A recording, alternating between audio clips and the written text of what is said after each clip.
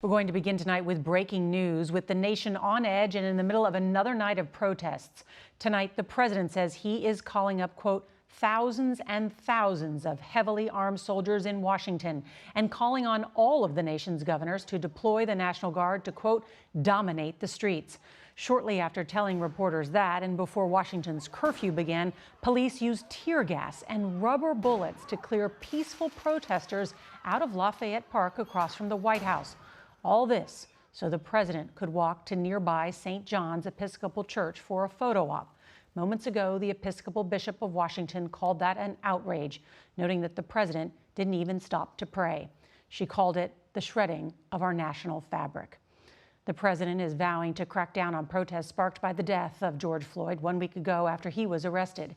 And tonight, the county medical examiner in Minneapolis is calling his death a homicide, saying Floyd's heart stopped while being kneeled on by police. But Floyd's family says a private autopsy found he was killed by asphyxiation.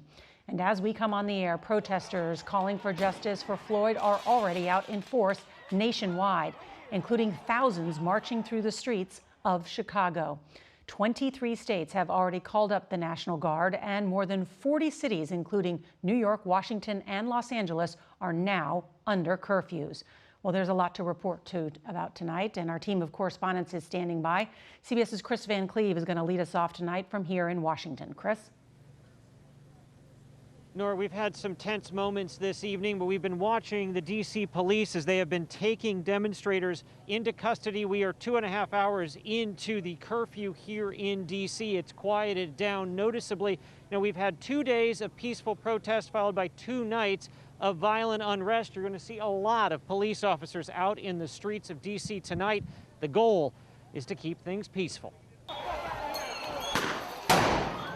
Police flashbangs and tear gas hurled at protesters near the White House signaled the start of a curfew here. Don't shoot! Don't shoot!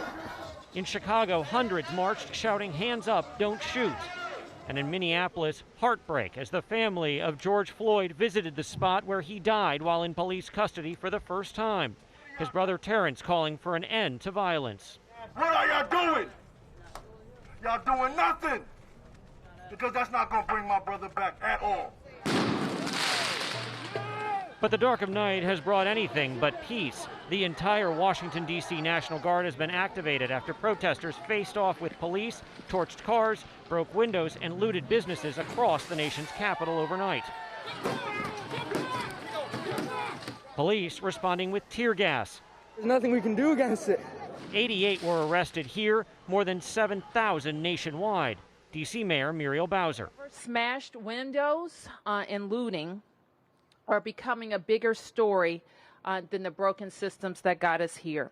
Tonight, the FBI is asking for any information about violent instigators at protests. CBS News has learned 2 days after George Floyd's death, the FBI picked up intelligence a white supremacist extremist Telegram channel incited followers to engage in violence by shooting in a crowd. D.C. Police Chief Peter Newsham. The tactics that I saw last night by the people, the antagonists I will call them, appeared to be organized in nature. Late this afternoon, Louisville's police chief was fired after officers and National Guardsmen shot and killed a protester. Police say they were being fired upon, but they did not have their body cameras on.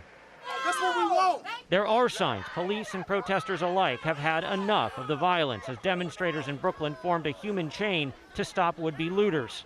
This afternoon, a dozen police officers took a knee in front of the Trump Hotel in Washington, D.C. And in Shreveport, Louisiana, a police officer comforts a tearful teenager during a Black Lives Matter protest, telling him, "We're all here together." Kris Van Cleave, CBS News, Washington.